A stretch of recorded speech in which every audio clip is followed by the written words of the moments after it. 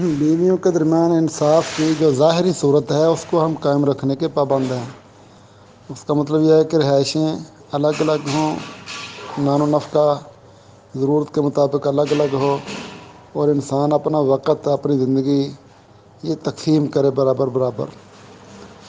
اللہ کے نبی کی 9 بیویاں تھیں، اکثر رہے تو 9 کے گھر الگ الگ تھے، 9 گھروں میں آپ خرچہ ڈالتے تھے اور 9 کو ہی اپنا وقت بھی برابر برابر دیتے تھے۔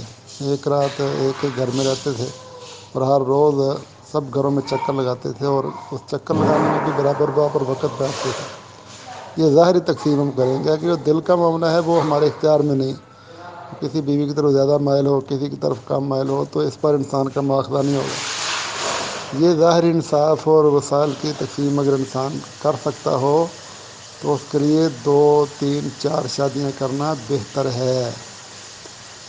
اللہ تعالیٰ نے جب شادیوں کا ذکر کیا نا قرآن میں، تو ذکر 2 سے شروع کیا ہے۔ فَانكِحُوا مَا طَابَ لَكُم مِّنَ النِّسَاءِ مَثْنَىٰ وَثُلَاثَ وَرُبَاعَ، 2 کرو، 3 کرو، 4 کرو، اور اگر تم انصاف نہیں کر سکتے تو پھر فرمایا کہ 1 کرو۔ وہ عورتیں جو خاوند کی دوسری تیسری شادی کرنے پر ناراض ہوتی ہیں، وہ اگر انصاف سے دیکھا جائے تو وہ مفاد پرست اور کمینی عورتیں ہوتی ہیں، خاوند کے حوالے سے بھی اور دنیا میں پائی جانے والی دیگر عورتوں کے حوالے سے بھی۔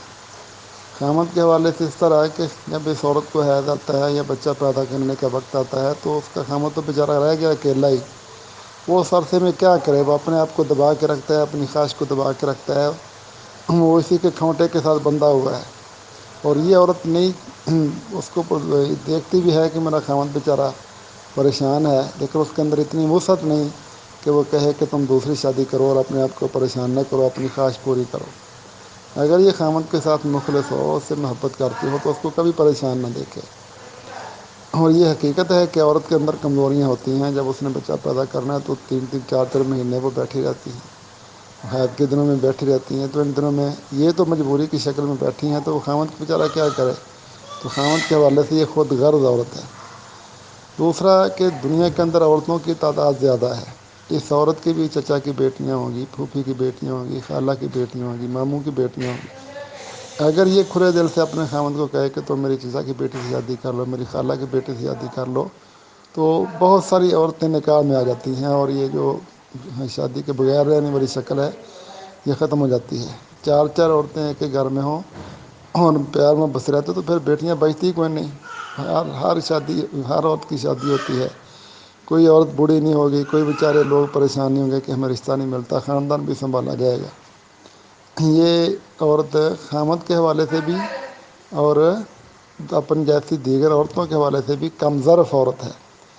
تیسری بات یہ ہے کہ خاوند کو 2 3 4 شادیاں کرنے کا اختیار اللہ نے دیا ہے، اور جو اللہ کے دیے ہوئے اختیار پر اور اللہ کے دیے ہوئے معاملے پر ناراضگی کا اظہار کرے تو اس کا تو اپنا ایمان ہی تباہ ہو جاتا ہے۔ سورۃ محمد میں اللہ تعالیٰ نے بیان کیا ہے، ذالک بانہم کرہوا ما انزل اللہ فاحبط اعمالہم، جن لوگوں نے اللہ تعالیٰ کے نازل کردہ احکامات کو پسند نہیں کیا، اس لیے اللہ نے ان کے اعمال کو برباد کر دیا ہے۔ تو جو اللہ کی دی ہوئی رخصت کو اور دیے ہوئے حکم کو پسند نہیں کرتے، اسے نفرت کا اظہار کرتی ہیں، ان کا تو اپنا ایمان اور اعمال ضائع ہو جاتے ہیں۔ تو ان عورتوں سے وہ اللہ سے ڈرنا چاہیے، خاوند کا شکر گزار ہونا چاہیے کہ ہمیں اس نے گھر دیا ہے، ہمارے لیے کھانے پینے کی ضرورتیں جمع کرتا ہے، ہماری زندگی اس نے اچھی بنائی ہوئی ہے، ہمیں خاندان میں عزت دی ہوئی ہے، تو ہم بھی اس کو عزت دیں، اس کا احترام کریں۔ یہ جو ہمارے بر صغیر میں ہے نا، عورت خاوند کے اوپر چڑھ کے زندگی گزارتی ہے اور اس کو ذلیل کرتی ہے، کمزور کرتی ہے، پریشان کرتی ہے، تو یہ سرکشی ہے عورتوں کے اندر۔ اگر خاوند کو چودھری بنایا جائے، اس کو عزت دی جائے، اس کو وقار دیا جائے، تو پھر یہ سوچ آتی ہی نہیں ہے۔ ہماری عورتیں اپنی ضد کر کے اپنے خاوند کو دبا کے ایک نوکر کی بیوی بننا پسند کرتی ہیں۔ اپنے خاوند کو باعزت اور باوقار بنائیں تو پھر خوشی ہو کہ ہم ایک باعزت اور باوقار آدمی کی بیویاں ہیں، تو پھر ان کے ذہن صاف ہو جائے، ان کو سمجھ آ جائے۔ اللہ تعالیٰ ان کو ہدایت دے۔ اور مردوں کو اگر استطاعت ہے، مکان دے سکتے ہیں، رہائش دے سکتے ہیں، تو ان کو مجبور اور کمزور ہو کر زندگی نہیں گزارنی چاہیے، ان کو معزز باوقار ہو کر زندگی گزارنی چاہیے، اور لوگوں کے لیے رحمت بننا چاہیے، اپنے خاندان کے لیے رحمت بننا چاہیے۔ 2 3 4 شادیاں کریں، اللہ اولاد بھی دے گا، اللہ تعالیٰ اس کو خاندان کے لیے بابرکت بھی بنائے گا اور معزز بھی بنائے گا۔ اور جو عورت بلا وجہ کل کل ڈالتی ہے اور پریشان کرتی ہے اس کو فارغ کر دینا چاہیے. کھلی سوچ والی، اچھی سوچ والی، اچھے اخلاق والی عورت ہو تو یہ برکت والی چیز ہے.